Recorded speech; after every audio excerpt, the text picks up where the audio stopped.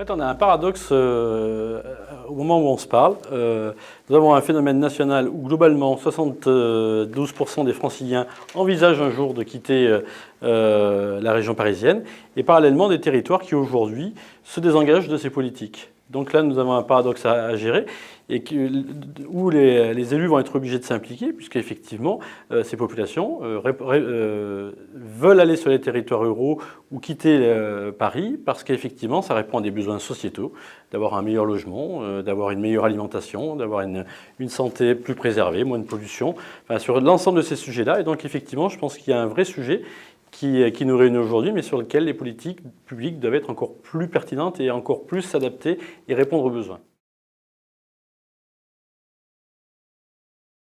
Globalement, si vous voulez accueillir des entreprises, il faut répondre à une somme de critères. Bien évidemment, il y a tous les critères techniques, financiers, fonciers et ainsi de suite.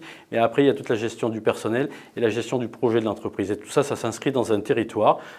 Et donc, ce territoire doit être aujourd'hui en capacité à produire, le terme un peu difficile, les aménités, mais également les conditions socio-économiques de l'implantation de ces entreprises, ce qui n'est pas aujourd'hui toujours fait ou de manière disparate, et alors qu'aujourd'hui, il faut être en capacité à produire, à proposer de nouvelles offres qui correspondent au temps des entreprises et au développement des territoires.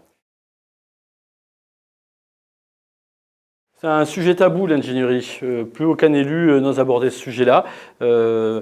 Globalement, on considère que l'humain coûte cher, alors qu'en fait, rien ne peut se faire. Aucune politique d'accueil ne peut se construire si globalement, à un moment, vous n'avez pas des personnes qui sont spécialisées, c'est un métier, pour accueillir à la fois des entreprises, de nouvelles populations ou des gens qui viennent s'implanter sur un territoire et créer les conditions de l'accueil et notamment de la culture de l'accueil.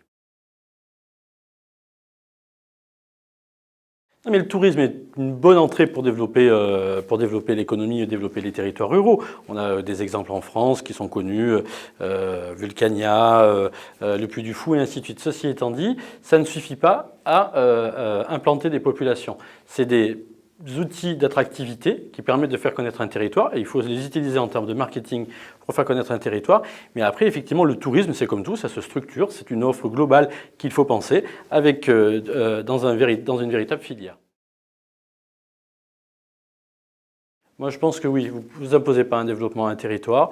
Les problématiques d'accueil de population sont des sujets lourds, parce qu'effectivement, c'est accueillir l'autre, c'est remettre en cause sa personnalité, c'est penser l'altérité.